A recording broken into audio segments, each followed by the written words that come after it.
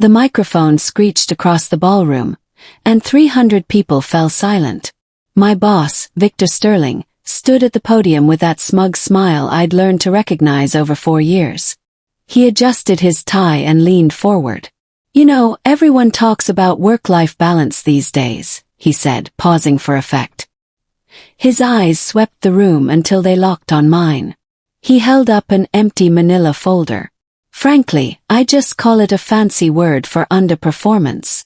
Nervous laughter rippled through the crowd. My stomach tightened. Victor wasn't done. He tapped the folder against the podium. "We have one very talented, very senior executive. Let's call her Amelia." He used my actual name, his voice dripping with false concern.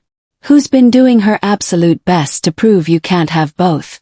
Keep that up, Amelia, and you'll find that balance right out the door." The room erupted in applause. Heat crawled up my neck. My hand, resting on the white tablecloth, slowly curled into a fist. This wasn't just embarrassment.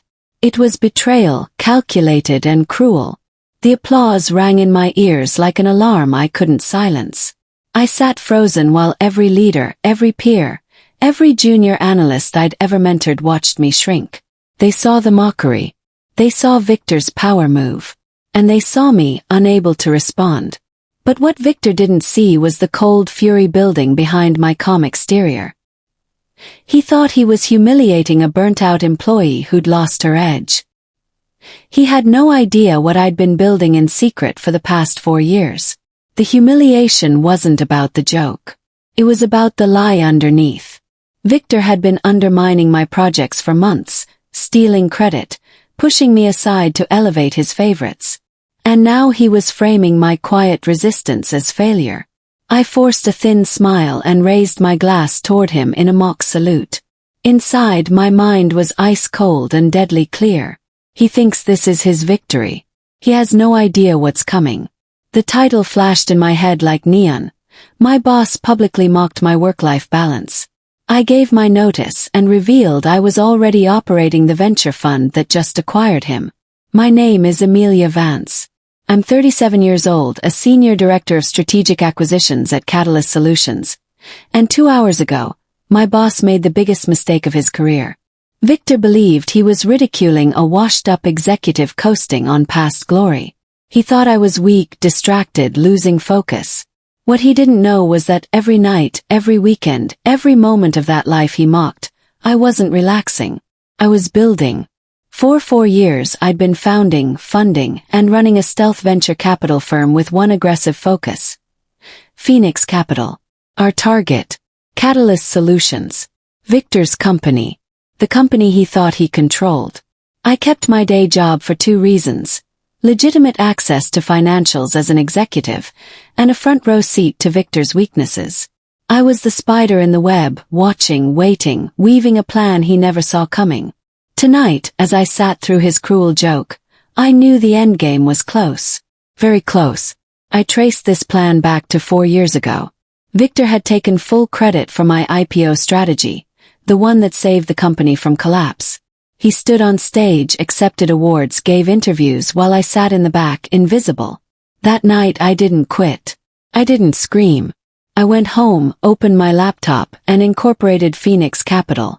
The mandate was simple. Generate high-yield external wealth, build leverage, and use it to regain control. I worked 2 lives.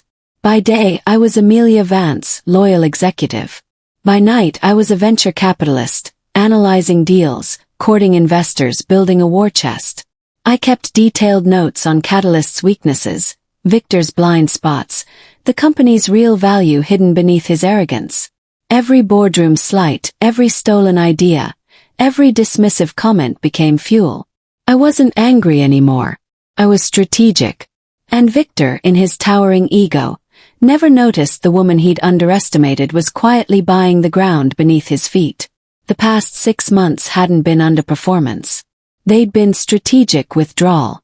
I deliberately backed off high-visibility projects, letting Victor's cronies stumble through presentations, miss deadlines, fumble client calls. I needed Catalyst's stock valuation to dip slightly.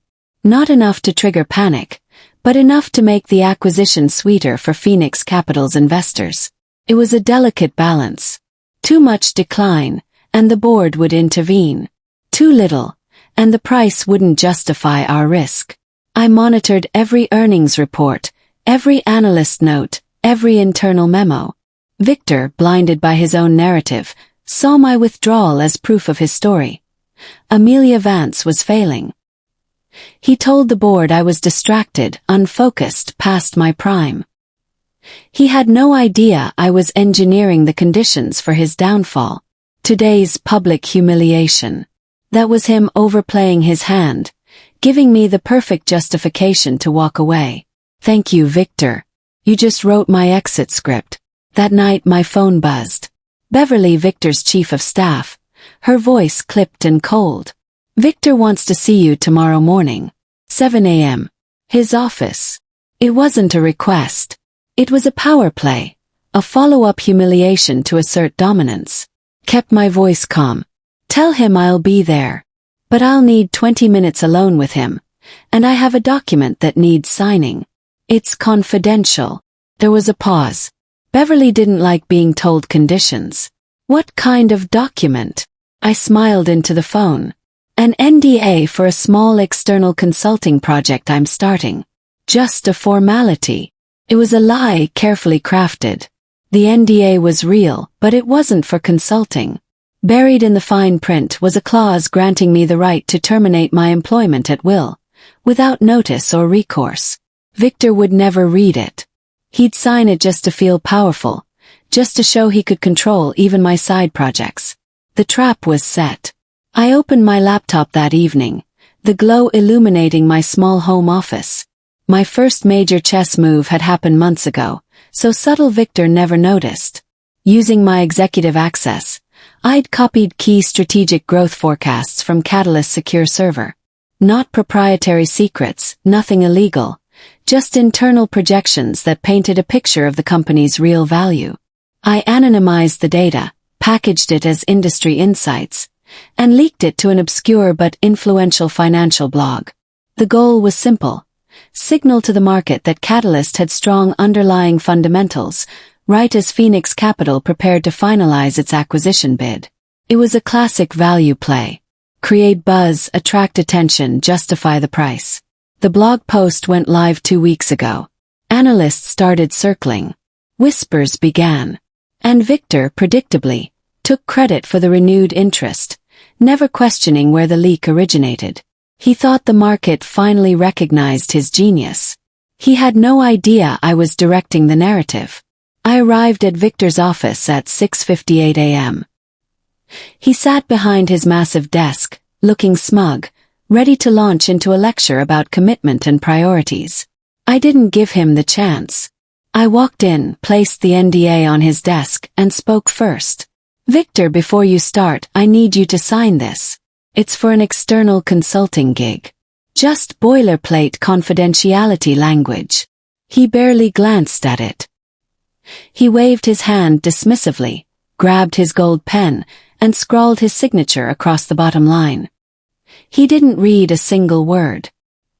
He was too eager to feel powerful, too arrogant to imagine I'd outmaneuver him. There. Happy, he said, tossing the pen down. I folded the document carefully and slipped it into my briefcase. Very. He leaned back, fingers laced behind his head. Now about yesterday. I hope you understand it was nothing personal. Just business. You need to step up or step aside. I nodded slowly, my face neutral. Inside, I was counting down the hours until everything he knew collapsed. That evening, I was on a secure video call with my lead partner in London. Alexander Hayes, sharp-eyed, brilliant, and ruthless when necessary.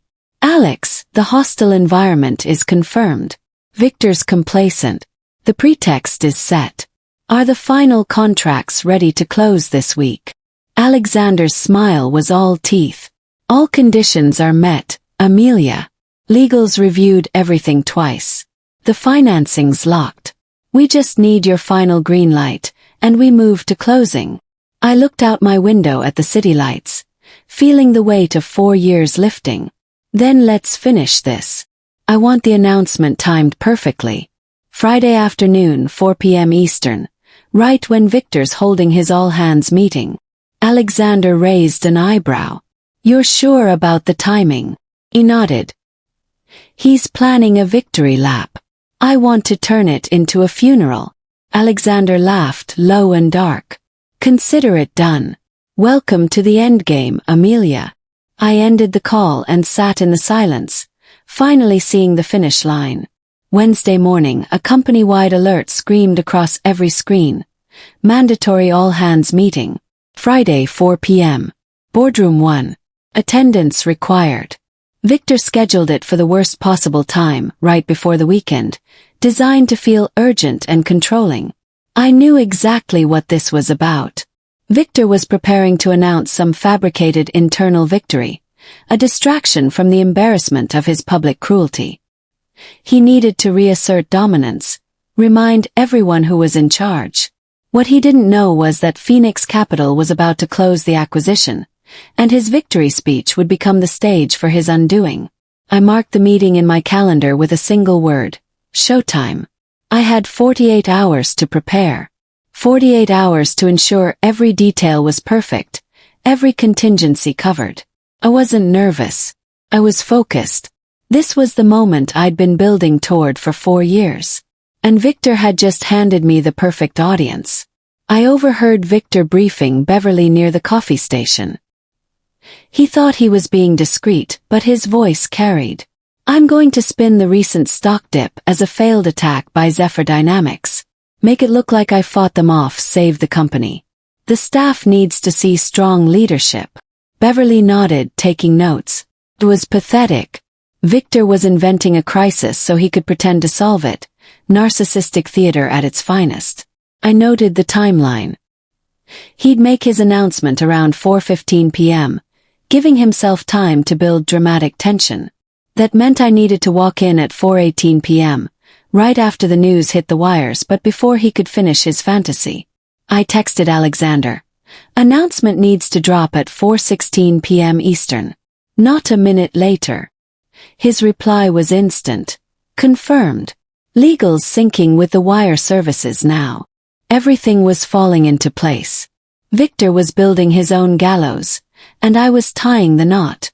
I called Alexander again that night. Alex, Victor's setting the stage. We need final paperwork submitted at 4 p.m. Eastern Friday, the moment his meeting starts.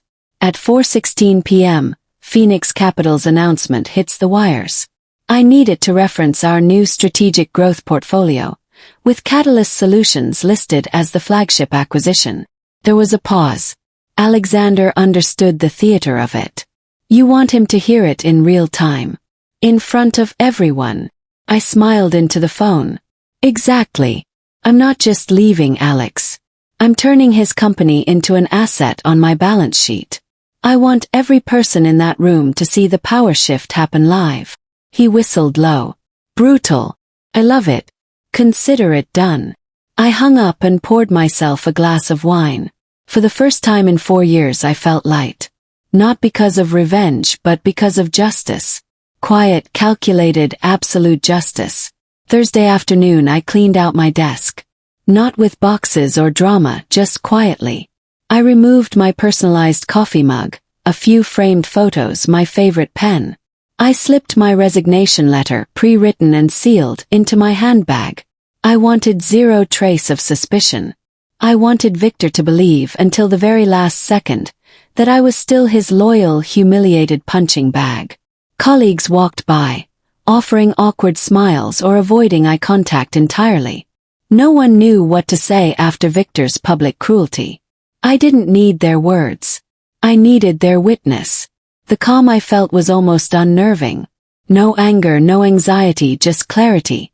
I'd spent 4 years preparing for this moment. Every late night, every sacrifice, every humiliation had been fuel. And now the fire was ready to burn. I locked my empty desk drawer and walked out of the office at exactly 5 p.m. Just another Thursday evening. Tomorrow would be different. Beverly cornered me by the water cooler Thursday afternoon. Her expression was a mix of pity and judgment. Amelia, I know Victor was harsh. But you should apologize. Swallow your pride. Don't throw away your career over one bad joke. This was the ultimate corporate trap. The advice to be small, accept injustice, keep your head down. I looked her straight in the eye. Beverly, I don't apologize for doing good work. And I certainly don't apologize to insecure men who steal credit and mock loyalty. I know my value. Her mouth opened then closed. She had no response. 4 years, Beverly had enabled Victor's cruelty, smoothed over his messes, protected his image. She was complicit. And now, watching her stunned silence, I realized she had no idea what was coming either. I filled my water glass, smiled politely, and walked away. Tomorrow she'd understand. Tomorrow everyone would understand. The woman they'd pitted was the one holding all the power. I sent Victor an email late Thursday night. Subject: Urgent project handoff. I attached a meticulously organized file containing strategic growth data for the next quarter. It was real, valuable work, necessary for the company's transition. I knew Victor wouldn't understand it immediately. It was too detailed, too technical. But he'd print it, set it aside, and feel proud that I was being obedient, cooperative, docile. It was my final gift to Catalyst Solutions, a roadmap they'd need once Victor was gone. I wasn't sabotaging the company. I was sabotaging him. There's a difference. The employees, the clients, the good work being done, none of that deserved to suffer. But Victor, he deserved exactly what was coming. I hit send and closed my laptop. Tomorrow was Friday. Tomorrow the 4-year game ended. Tomorrow I stopped being the spider in the web and became the queen on the board. Checkmate was 1 day away. Friday morning I stopped by a local print shop. I picked up a small order I'd placed days earlier. Matte black business cards, minimalist and elegant. They simply read, Amelia Vance, Managing Partner, Phoenix Capital. I slipped one into the breast pocket of my tailored navy blazer. It felt heavier than gold. This card wasn't just paper and ink. It was proof. Proof that I'd built something real, something powerful, something Victor never saw coming. I'd carried the weight of his cruelty for 4 years. Now, I'd carry this card into that boardroom and watch his world shatter. I drove to the office, parked in my usual spot, and walked through the lobby with a calm smile. The security guard waved. The receptionist said good morning. Everything looked normal. But beneath the surface, the earthquake was already rumbling. In 6 hours, the ground would split open, and Victor would fall through. I arrived at the office at my usual time, 8 a.m. I made small talk in the elevator. I complimented the janitor on his new glasses. I waved at Victor's assistant. I sat at my desk, sipped my tea, and read the morning news. My composure was absolute. Colleagues passed by, some avoiding my gaze after Victor's public humiliation, others offering sympathetic smiles. I responded with grace, with warmth, with the calm of someone who knew a secret no one else did. This was the last normal day they'd ever see me have. By tonight everything would be different. My phone buzzed. A text from Alexander. Final contracts signed. Wire transfer confirmed. Title transfer processes at 4 p.m. Eastern Standard Time. You're a go. I deleted the message and finished my tea. It was 10 a.m. 6 hours to go. I spent the day in meaningless meetings, responding to emails, appearing engaged. But inside I was counting down. The clock hit 3:55 p.m. I closed my laptop, stood, and adjusted my blazer. My phone vibrated. An encrypted message from Alexander. Wire transfer complete. Contracts executed. Ownership transfers in 5 minutes. Good luck, Amelia. My heart rate quickened, not from fear, but from adrenaline, pure and sharp. I walked to the bathroom, checked my reflection. Hair smooth, makeup perfect, expression calm. I looked like someone about to attend a routine meeting. But my eyes told a different story. They were focused, determined, ready. I returned to my office, grabbed my briefcase containing the resignation letter and the black business card. I took a deep breath. This was it. 4 years of planning, sacrifice, humiliation, and strategy, all coming down to the next 20 minutes. I walked toward boardroom 1, my heels clicking against the marble floor. Each step felt like destiny. I wasn't scared. I was ready. Showtime. The boardroom doors were heavy, solid wood that announced your entrance. I pushed them open at exactly 4:18 p.m. The room fell silent. 300 employees packed the space, standing room only. Victor stood at the front mid-sentence, talking about leadership and integrity. The irony was suffocating. Every head turned toward me. I didn't look panicked or apologetic. I looked serene, almost peaceful. Victor's face flushed red. "Amelia, you're late. Get to the back." I ignored him.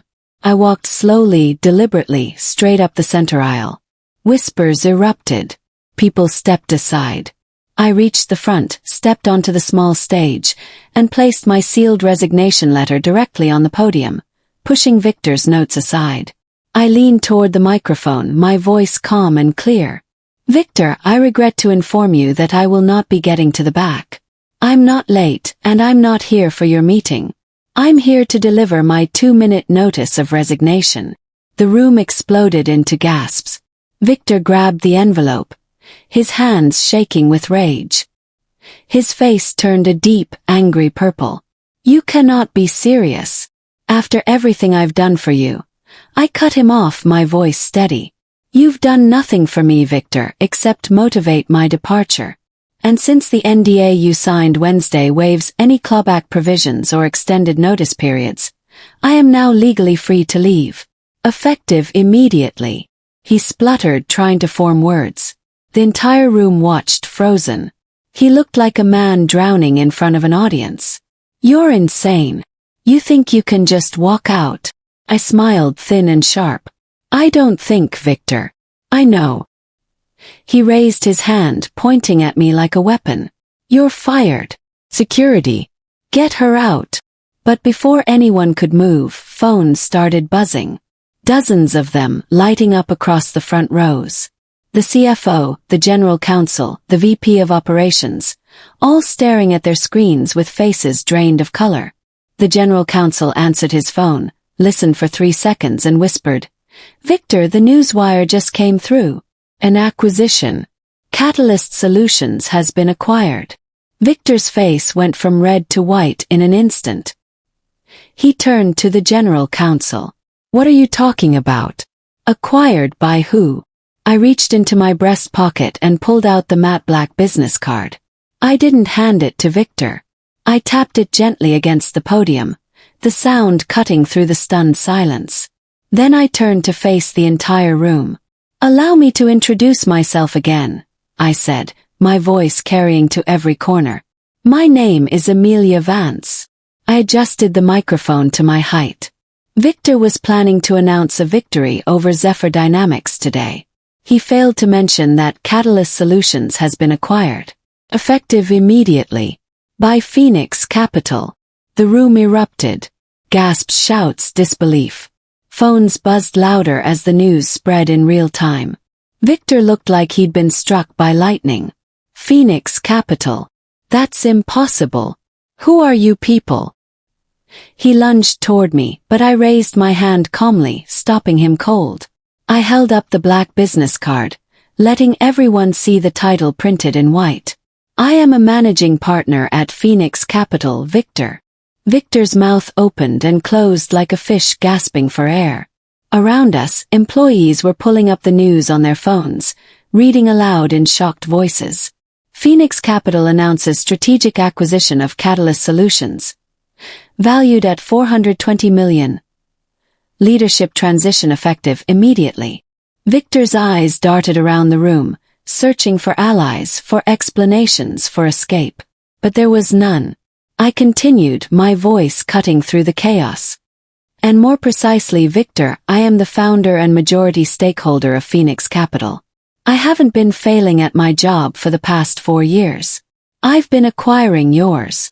The silence that followed was absolute, broken only by the sound of papers slipping from Victor's hands and scattering across the floor.